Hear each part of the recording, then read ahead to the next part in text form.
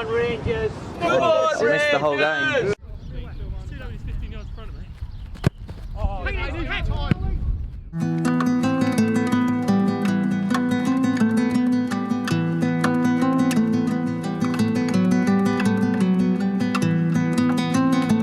Dorking v Leatherhead, aka Classimole, so called because the local river is the River Mole. Based 4 miles away as the crow flies, Leatherhead have long been Dorking's local rivals, although the rise of the Wanderers and the decline of the Tanners, a club 90 years older than Dorking, means there are now 3 divisions between the 2 clubs. The rivalry means the annual pre-season friendly tends to bring the first real taste of competitive football, and with the Dorking players now aware that the club face Chesterfield on the first day of the season, they're looking to make sure they're in Marc's thinking for the club's first ever National League match. You're going to get too hot there, lads. No, Tudor, don't you start getting fucking worn out before you start. Fucking hell, I'm already worried about you in this game. I've got you down for like 12 minutes. Well, look, we are actually just 2 weeks from some really big games of football. I think our pre-season's been fucking perfect, to be frank. Do you know what I mean? Because we haven't actually had to have a game where we thought, right, we really want to win, or we're going to have to really be amazing to win. And it's good to hold back that mental side of things, really, until you actually make it for real. But 2 weeks today, weather may well be like this, and we'll have a proper game of football, and it'll be back to usual. All the opposition shit themselves because they're playing us, and they know we can take them apart. And what I saw at training the other night, we're going to be doing a lot more of that. I saw it Tuesday and Thursday, was starting to just get that little extra step in our stride, a little bit of sharpness, a little bit more stamina. Just everything, I think, has just gone up 20%. For me, my head's changing a lot. I'm looking at everybody a little bit equal here. I looked at Sammy, thought he looked fucking sharp the other night. I'm looking at everybody thinking there's 2 weeks to go, and look, you're all going to play loads of football this year, everybody. There ain't nobody not going to play football. But whether or not you start the cup, first game, second game, is always important to you lot. If you want to be involved, understand, for me, at the moment, it's very much a level playing field. It's just about doing all the right things. I mean, I like to be really honest with you. Like, you can never ask for anything more than a manager than that. Like, when we play Sutton, and I knew their long ball and all the rest of it, I thought I'll play Ed, because I just need to remind myself, like, when we play them teams, they can't get past him. You know, can't get past him. And I thought, right, played him once there, thought, yeah, done. I know, I'm sorry to use you as an example, mate. I know exactly what fucking boxer shorts he wears, where he eats. I know everything about Ed Harris there is to know. So for that reason, he's playing in a back 4, because for me, I'm cool with that, right? Okay. And I know exactly what games and what situations, and same with Dan in a scenario, you know, and Sammy, and who's going to figure in a back 4. I've got it all. That's 100% my strength. That's why we've always been successful. I know exactly what I'm doing. I'm looking at the forward partnerships, the midfield dynamics. I know what I'm doing. So all you've got to do is just have bit like the old men in black, no thoughts at all about anything other than your individual contribution today. So you can do as much harm now, if you've done well, as you can do good if you've not done well. It's a level playing field, and we're doing really well. Yeah? Okay, boys, so real professional today. Real professional, okay? Let's go. On a bumpy pitch in the baking sun, Dorking begin Classimole with the kind of intensity that Marc expects. Jimmy Mewett in particular is looking sharp down the right-hand side. Good, Jim. Get him. Get him.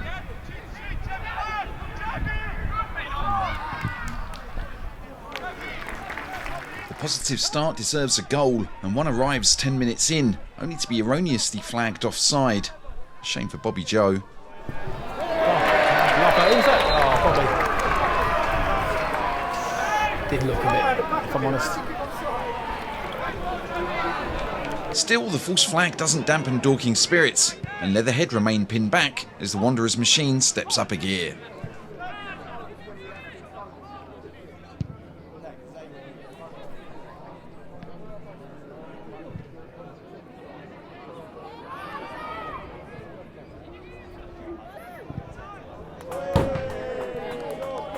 Cheat! Look inside at Jeb! Like Nick Wheeler a week earlier, Cheadle is not looking for new boy Jack Jebb enough, and it's annoying Marc. Cheat! Cheat! Shorten the game up, man! Cheat! All your stuff's too long.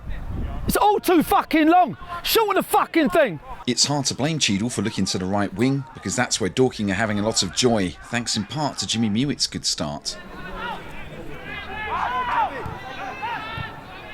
Good job, good job.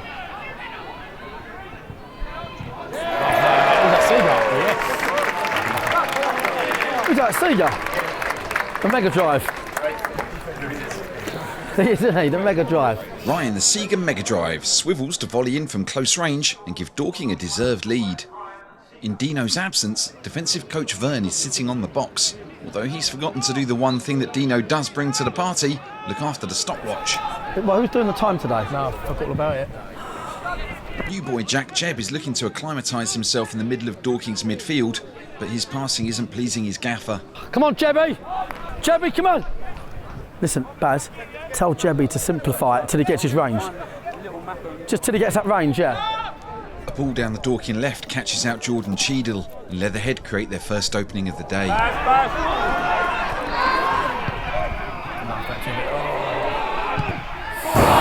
Jesus. While chasing the ball down, lively winger Jimmy Mewitt feels a sharp pain in his groin, and he knows instantly, for him, pre-season is over. Niall warm up. He's down. Nicky! Wheeler! Nicky. Dan. Jebby, Dan, catch. just shorten that a little bit till you get your range, yeah? Boys, Bobby, Nicky! Just fucking told you, man, let's go! Listen, if you slow this game down, it's going to be a really bad exercise. So when they broke, it's because we slow it down. So what happens is, you think you've got time, because you have. But by the time you've taken 8 seconds, your next bloke ain't got as much time, and that's when it gets sticky on a shit pitch. Even if you're looking to bounce, play, bounce, go, bang, just do it all a lot quicker. Don't fuck about. Don't do anything long until you get your range. When your range is there, I don't give a fuck. Until it's there, do it short, okay? This has got to be sped up, this game. Speed it up. We're done, Jim. What? Pop or what? I didn't pop, it just went because I was sprinting down there. Sharp pain. Yeah, a lot of sharp pain. And then sprinting every time you go. Cheadle and Jebb are doing as requested and improving their passing, which allows Bobby Joe Taylor the chance to run at goal. Good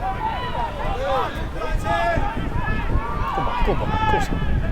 Oh, fucking love that ball. And the eyes there, Carlos. I think you meant to go far post. Taylor does brilliantly to trick the keeper and drive a shot low into the near post, giving Dorking a 2-goal lead. Just before half-time, Leatherhead start to improve. They work the play down the Dorking right-hand side and look to put the ball into the 6-yard box. Bobby, this is your bloke. Bobby, that's your bloke.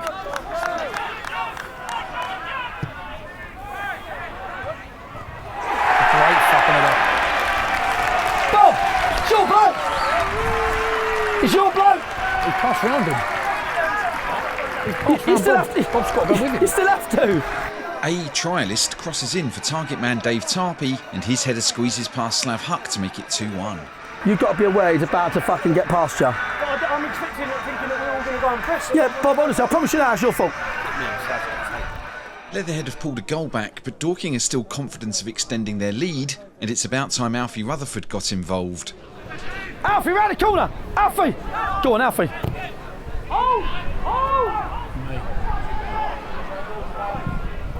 Fucking. Fuck off, Alf! Alfie! Cross the fucking keeper! Why is he going so high? They're playing the friendly here, not the fucking. They're not doing what I should do. Alfie, great movement, mate. Fuck me. Great half, Dan. Really, really good half. Alfie, I'm gonna start. I fucking hate seeing that shit. Right? This is where we're trying to get our practice in. So you do everything. Jebby, your completion rate is poor. So your job as a proper footballer, and you are a proper footballer, is to think, right, I need to get my completion rate up. Starts down like that. That's what happens, okay, yeah? Right? Seeing good movement, great movement. When we work openings, we just put it across the goal and score a goal. You look like you've played too many minutes. You're blowing. I'm worried about that, Bob. I'm worried about that. You're blowing. Okay? Your job out there is to look for the ball on the shoulder off the shoulder. They went and press, and all you had to do was just go, right, go on then, Alf, I'll see ya. They just left 2 on 2. 2 on 2. Can't be sloppy, it's only 2-1 now. Can't be sloppy, okay, yeah? That's that one! Nicky always goes inside, I told you that. It's Leatherhead's turn to start brightly, and brightly they start. And this time it's the Dorking left flank that gets exposed before another cross finds Tarvey in the 6-yard box.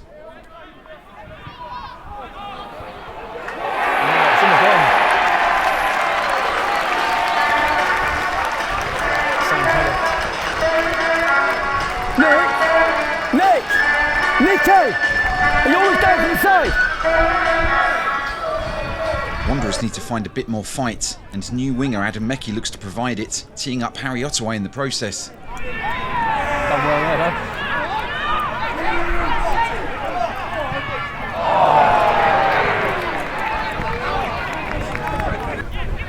With much of the first 11 now off the pitch, Dorking are finding Leatherhead tough to stop, and the home side are knocking the ball around with confidence. Giving them the overload, Beardy, mate. Beardy, they're better off in a block. Yeah. They're better off in a block. They've got an overload, mate. He's just pressed the ball and he's out. All you want is Harry doing these two. Everyone else man for man. Easy. Oh, he's just dropped in, hasn't he?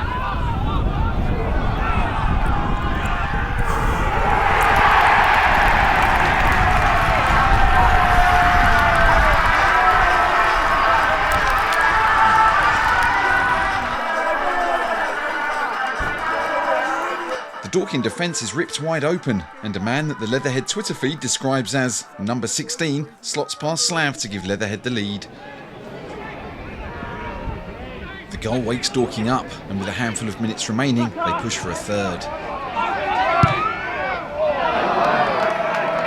Adam Meckie's work on the right wing hoodwinks the Leatherhead defenders and sets up the hot dog for an equaliser.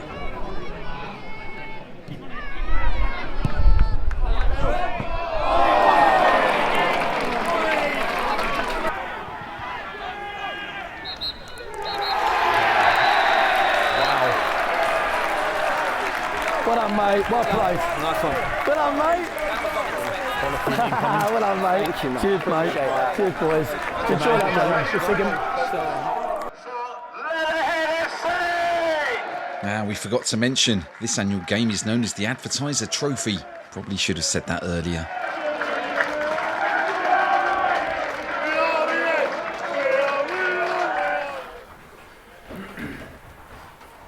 I mean, that's fucking.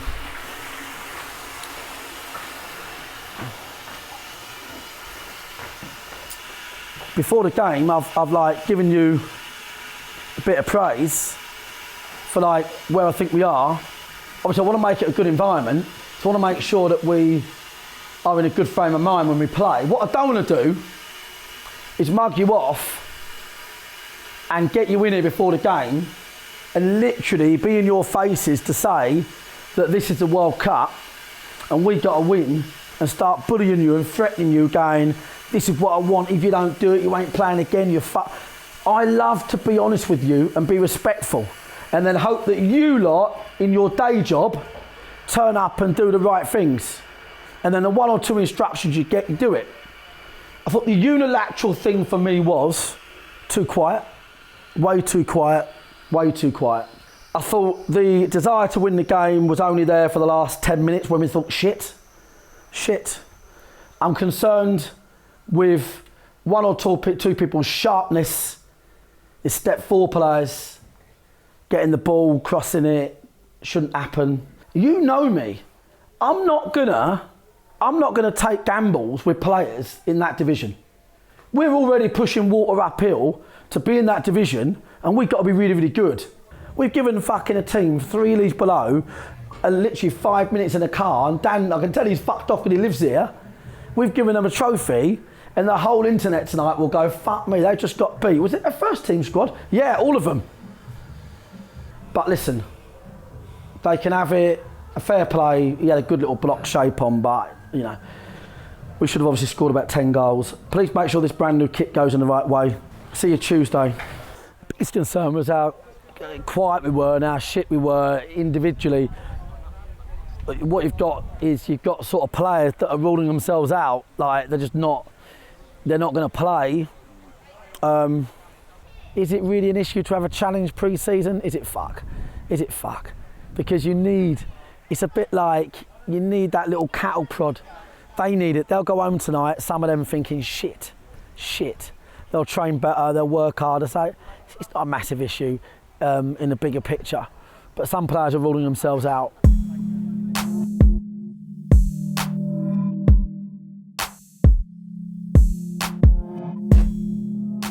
A week before the start of the season, Dorking head to Chelsea for a behind closed doors friendly, giving Marc the chance to pit his team against Chelsea's loan-out squad, managed by Claude Makaleli. We don't even plan the pre-season games, do we? And we've got to give people minutes. Everybody needs minutes. You're trying to mix and match. You've got new boys to blend in. It's fucking 900 degrees heat. The grass is knee high. Do you know? Oh, fuck's sake. Yeah, do you know what I mean? But I now feel ready, mate, to be fair. Hold on, because I've got no window the other side. I've still got one window from Wales. I don't know why I'm doing it up. But don't come in this window, but come in the other window. They're going to think I'm like a proper organised manager. There's loads of planning in here. But really, it's just full of like bricks. And my car's got one window, so I can't leave it in there. Dorking Wanderers had this year, these sayings. What would yours be? Mine would say, one up the rectum, don't affect them. And then just a thing there, yeah.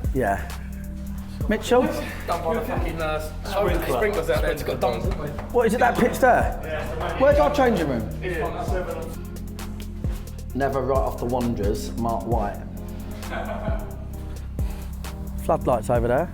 Is that the first team side or 18s? Who's the groundsman here? Mitch? Why is he warming the stand? We'll be bigger than these one day. Don't know how. Look, listen, I'm massively in game mode like for next Saturday. So obviously I went to see Chesterfield last night. So I think like with a really good week behind us, we got a bit by a fucking board, mate. It's fucking unbelievable. I think we've been in a better place. I think we have to, individually and as a team, I think we have to have a good week. Do you know what I mean? But if we do have a good week, and I know we can, because I know we've got a lot of match players here that just can't wait for the whistle to go. So I get that fully. If you ask your teammates, they will say, look, I know he rattles on, he's fucking full of himself, all that shit, but they will say that what I say does tend to come true, right? And I think within even 1 week of match play, by the time we go to Oldham, there could be people sat here now that maybe don't think they've had the best pre-season, that by the time we go to Oldham could be starting. It's a great time of year to just impress me. Not just with the ability, but just the listening. Does that make sense?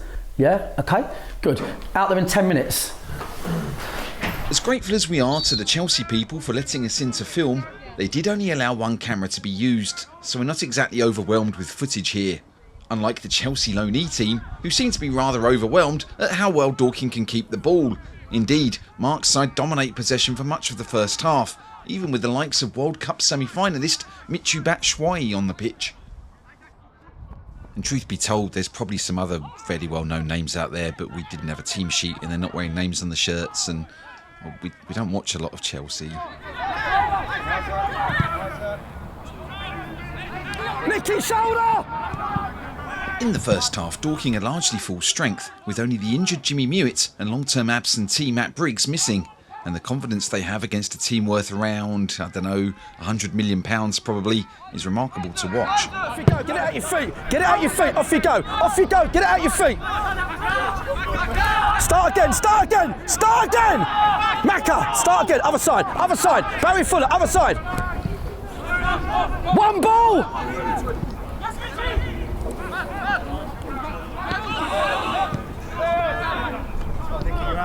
Isaac, higher! Relax, other side, Barry, higher!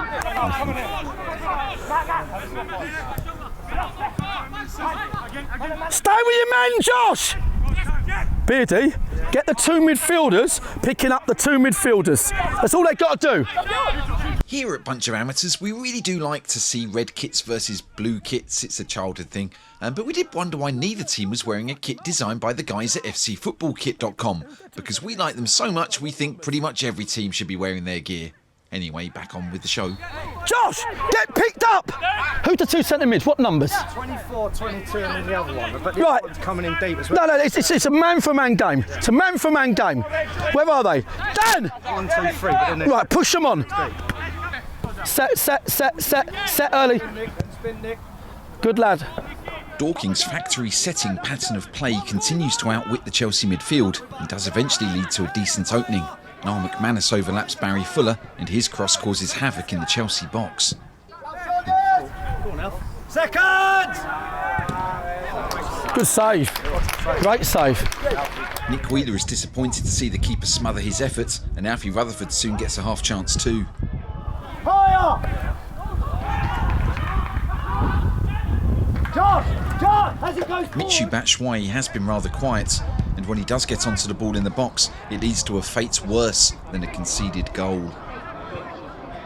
In an effort to block the shot, Captain Barry Fuller ends up kicking Dan Gallagher's boot, and while he wants to continue, Fuller doesn't yet realise he's broken a bone in his foot. But is it impact, yeah? Yeah. Be okay with you? The loss of Barry from the defence has an instant impact. Chelsea have rarely threatened the Dorking goal until the stroke of half-time when they finally make a breakthrough.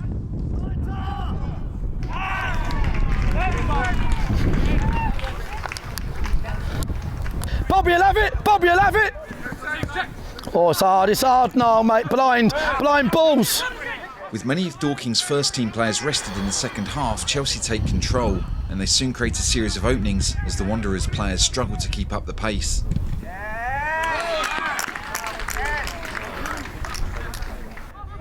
At least young goalkeeper Josh Wilson gets a moment to shine. Unfortunately for Dan Gallagher, playing on his kid brother's stomping ground, we are compelled to include this abysmal passage of play that does him, Sammy and Jack no favours at all. Fuck me. Sorry lads.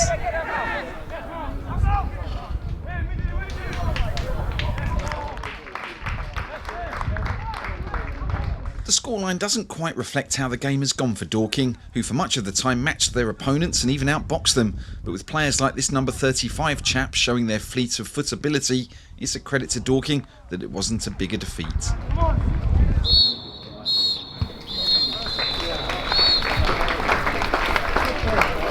Cheers, boys. Cheers, mate. Well played, mate. Some good saves. Cheers, mate. Thank you very much. Really appreciate it. Thank you very much. We've only now realised that that's Carlo Cudicini and Claude Makalele. I feel like I've got a lot of positives on the game, but I do think our standards aren't there yet. Even when I'm doing talks and I have to keep asking people to be quiet. Baz, old pros, right at the front every time, going, right, Gaffer said, listen. And so these things are going to start fucking annoying me soon, okay? This might sound pathetic to you. Stop fucking leaving shit and water bottles everywhere. You ain't good enough to fucking litter other people's places or Meadowbank. I'm fucking fed up with it. If I see one of you do it, we'll literally have a stand-up fight. Listen, apart from that, shitloads of positives today. Well done. I want to say massive well done. I'm not going to underappreciate what it takes to play against boys that train full-time at an elite club. I'm not going to underestimate that. What you'll realise today is where you are. And there's a little fine margins. Jebby, you try it in a big long one again. You don't need to do that at Dorking Wanderers. Don't need to. You make a decision in football. So before you go out there, you think, right, they're sharper, they're full-time, their agility is going to be better. So what I'm going to do today is set. I thought you've done a brilliant job of it. Did anyone remember Nicky giving it away? So he's played against the elite team. He has not given the ball away. That's all you can do. So his decision is, I ain't giving the ball away. Brilliant. They scored in the, 44th minute or something? Yeah, 44th minute. And we had a good 30 minutes of that half, if not more really. They only had a couple of spells. All us on the ball, all us. I want you to be really intelligent with how you play. But sometimes that might take Isaac or Bobby, let's say, telling you, fuck off out of the way, get back in the middle. That's our overload. So I want you, because see Pryor, the biggest loss of Pryor by a mile was he would be walking back down that pitch and he'd be going, why did you do that? Do that. because Pryor would listen to what the instructions were, and he would not be afraid to tell you what we should be doing. And we need that this season, boys. You need leaders when you're problem solving. I've got to say, I'm going to put today in the exceptional bracket. I thought it was exceptional, right, for long periods. Because let me tell you, for half an hour, that ain't luck. You know, Chelsea couldn't touch the ball for half an hour. For half an hour. It was that long. It was that long. Couldn't touch the ball. Couldn't touch it. I'm genuinely going to put today in the exceptional bracket. I thought that was a fucking good exercise. Make sure that kit is immaculate over there, okay? Right, management team, quickly. It's hard to be uber critical when you're playing Chelsea. Do you know what I mean, isn't it? It's hard. Beardy? The biggest worry for me is going back to last season again, where 40 minutes we were complete dominant. Barry went off, and then it just like completely went. The minute he's come off, it's completely changed the way we play. We've got a serious lack of leadership. It completely changed the whole game. Ed said he felt when Baz went off, he felt like they were going to concede. I don't know what it is and what the mindset. No, I don't. Listen, he's a senior player, he's the captain, he talks to people in his own way, so you're going to miss him when he's not on the field. He's in doubt, isn't he? I think, by all accounts. He feels like he'll be fine. He said he'll be fine. Yeah, that's one level, that's an impact. He might not have been trained Tuesday. He said he couldn't feel his toe. The rest of it, yeah, it's the impact. It's like he's booted the geezers. Pissed off we lost to Chelsea. Fuck's sake, I thought we'd be in Europe. Keep Man City next week, fuck 'em.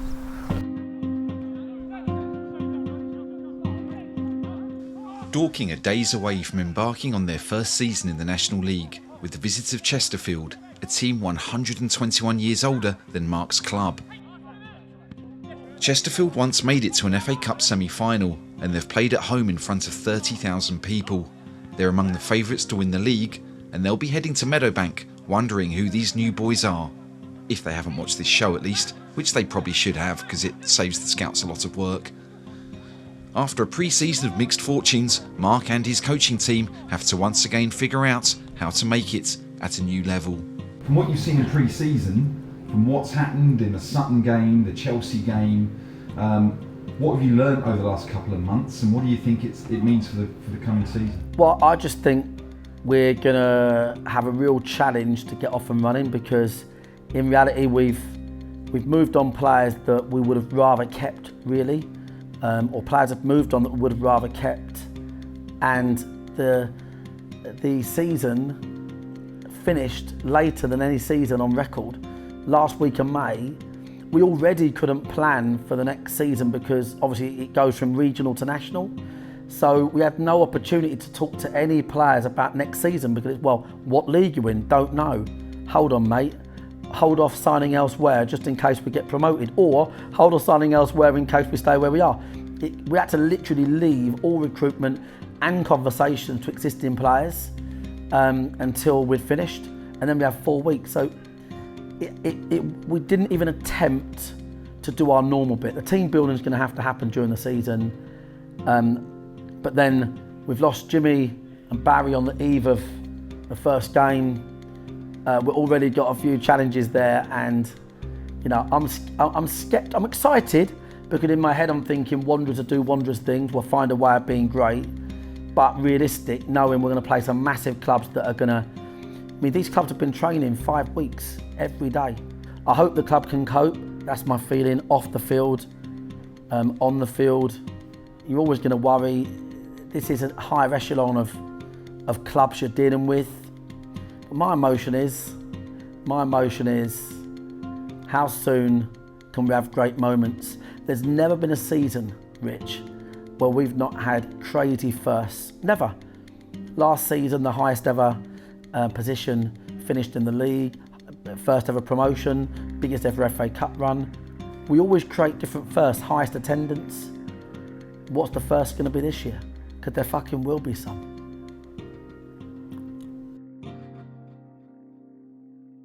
Thank you for being here and watching Bunch of Amateurs every week. We really, well, I'm assuming that you are. It'd be odd to watch part 2 without watching part 1 and, you know, seasons 1 and 2. Anyway, if you could hit like, hit subscribe and all of that good stuff, that really helps us to keep reaching more people, and that helps us grow, and we want to keep growing. Who doesn't? I guess fat people don't. Anyway, we'll see you next week.